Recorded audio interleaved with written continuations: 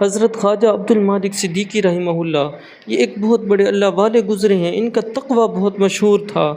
یہ سردی کے موسم میں بھی اور گرمی کے موسم میں بھی چھتری اپنے ہاتھ میں رکھتے تھے۔ اب گرمیوں کے موسم میں چھتری ہاتھ میں ہونا سمجھ میں تو آتا ہے، لیکن سردی کے موسم میں یہ بات سمجھ میں نہیں آتی۔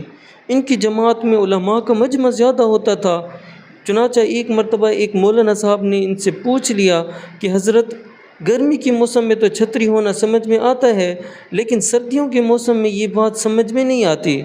تو جب مولانا صاحب نے اصرار کیا تو حضرت رحمہ اللہ نے جواب دیا کہ عام طور پر جب لوگ چھتری اٹھاتے ہیں تو ان کی ایک ہی نیت ہوتی ہے کہ وہ یا تو سردی سے بچنے کے لیے چھتری اٹھاتے ہیں یا پھر گرمی سے بچنے کے لیے۔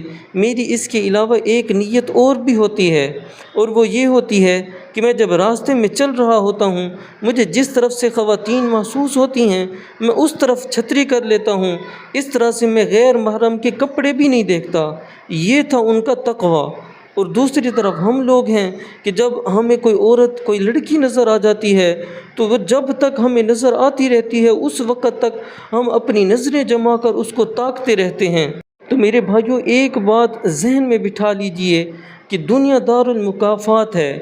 دنیا میں ہم جو برائیاں کرتے ہیں ان کی سزا آخرت میں تو ملے گی، لیکن بہت مرتبہ ان ہماری بد اعمالیوں کی سزا اللہ رب العزت دنیا میں دے دیتے ہیں۔ یعنی کہ ہم دوسری لڑکیوں کو دیکھتے رہتے ہیں، ہم دوسروں کی ماں بیٹی کو دیکھتے رہتے ہیں، اور ہم یہ چاہتے ہیں کہ ہماری ماں بیٹی کی طرف کوئی بھی نہ دیکھے۔ ہم دوسروں کی ماں بیٹیوں کی طرف غلط نظروں سے دیکھتے رہتے ہیں، اور ہم یہ چاہتے ہیں کہ ہمیں ہماری بیوی پاکیزہ مل جائے، ہماری بیوی کی طرف کوئی نہ دیکھے۔ ایسا ہرگز نہیں ہو سکتا۔ لہٰذا اگر ہم اپنی ماں بیٹی کی عزت کی حفاظت کرنا چاہتے ہیں تو ہمیں چاہیے کہ ہم دوسروں کی ماں بیٹی کی عزت کی بھی حفاظت کریں۔